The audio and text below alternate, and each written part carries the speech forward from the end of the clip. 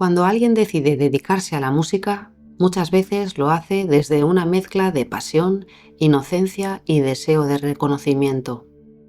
Lo primero que suele buscar es un lugar donde tocar, un escenario, un bar, cualquier espacio donde su arte pueda respirar frente a otros. En esos comienzos no hay glamour. Se trata de bares con esquinas incómodas, locales sin equipo, salas pequeñas con poca gente y dueños que deciden si merece la pena darte una oportunidad, basándose más en el tirón que en el talento. Al principio el músico se arrima donde puede, va con su maqueta, sus fotos, su entusiasmo, pregunta, insiste, se ofrece, acepta tocar gratis a cambio de consumiciones o por un puñado de euros. Sabe que no es lo ideal, pero también entiende que es parte del camino. Algunos lo llaman hacer currículum, otros lo ven como un peaje inevitable. Lo cierto es que durante esa etapa se vive entre la ilusión de subirse al escenario y la frustración de no sentirse valorado. Este primer contacto con el mundo profesional revela una tensión fundamental. La distancia entre el valor subjetivo del arte que uno crea y el valor que el entorno está dispuesto a otorgarle. Esa brecha produce, en muchos casos, una primera crisis de identidad. ¿Soy músico porque toco o porque me pagan por hacerlo? ¿Qué determina el valor de mi arte? ¿La calidad, el esfuerzo, la respuesta del público, el beneficio económico? Aquí comienza una transición psicológica profunda, del romanticismo al realismo. Es un paso necesario, aunque doloroso, como lo es el despertar de toda ilusión idealizada. En ese momento muchos abandonan, pero otros en cambio se transforman. Con el tiempo surge una pregunta constante: ¿por qué no me pagan más? ¿Por qué ese programa música mediocre que llena más que la buena música que apenas convoca? ¿Por qué si uno es bueno no le salen conciertos? Esas preguntas repetidas una y otra vez forman un coro silencioso entre músicos que sienten que el sistema no los recompensa como deberían. Pero entonces algo cambia. Algunos músicos empiezan a comprender que nadie les debe nada, que el dueño del bar, el del pub, del restaurante, no es un mecenas del arte, sino un trabajador que vela por la supervivencia de su negocio, que no le interesa necesariamente la calidad musical, sino que haya gente consumiendo, y que eso, por crudo que suene, también es legítimo.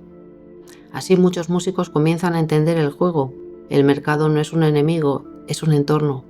Y dentro de ese entorno uno puede aceptar las condiciones que le ofrecen o puede crear las suyas. Y es ahí cuando se produce un punto de inflexión, el paso del intérprete a emprendedor.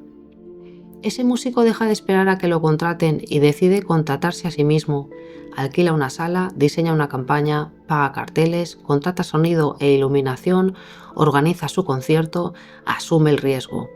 Y con ese riesgo llega también una nueva comprensión: lo difícil que es sostener un proyecto artístico, lo que cuesta mover a la gente, el trabajo que hay detrás de llenar una sala, la presión de cubrir gastos, pero también el orgullo de haber hecho algo por sí mismo. Desde una perspectiva filosófica, este proceso implica una profunda revalorización de la libertad. Tomar las riendas de la propia carrera no es solo un acto profesional, es un acto existencial, es una declaración de autonomía, de voluntad y de visión. Es el tránsito del músico reactivo al músico creador de valores. En este nuevo rol, el músico deja de ser solo músico, se convierte en productor, gestor, promotor, aprende a negociar, a crear alianzas, a buscar apoyos. Deja de quejarse de lo que no sucede y empieza a provocar lo que quiere que ocurra. Muchos lo hacen solos, otros lo hacen en equipo. Un grupo de músicos donde uno se encarga de la venta, otro de la logística, otro del diseño gráfico, otro del sonido. Y así nace una nueva generación de artistas que entienden que la música es también estrategia, organización y visión.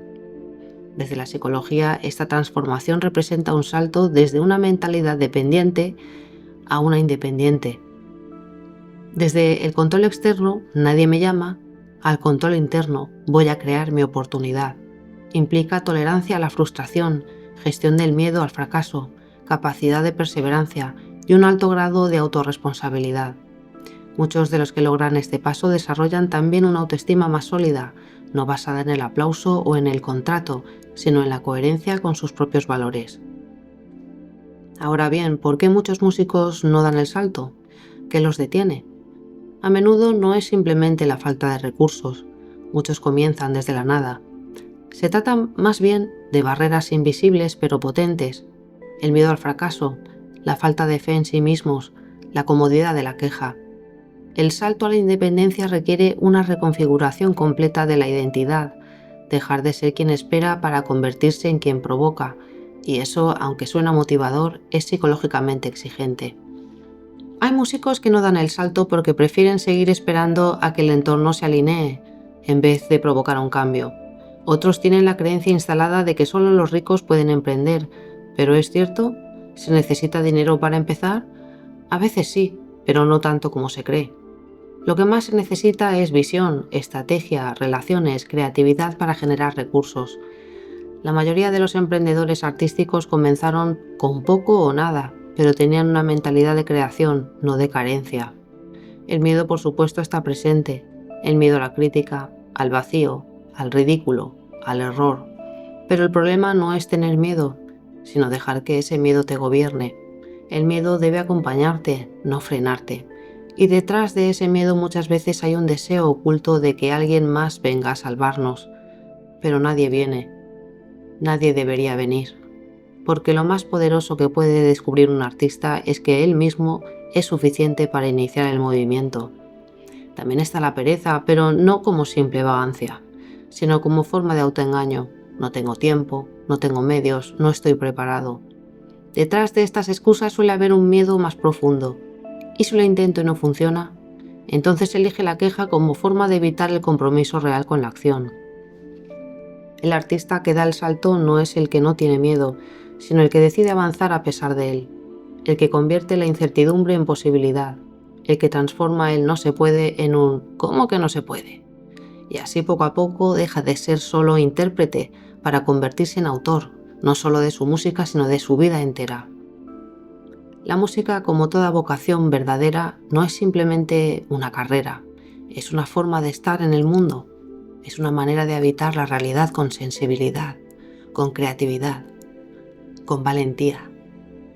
Y cuando esa música se une con la decisión de tomar el mando, de diseñar tu propia ruta, de convertir el escenario en un espacio conquistado y no concedido, entonces el artista deja de ser solo intérprete y se convierte en autor de su destino.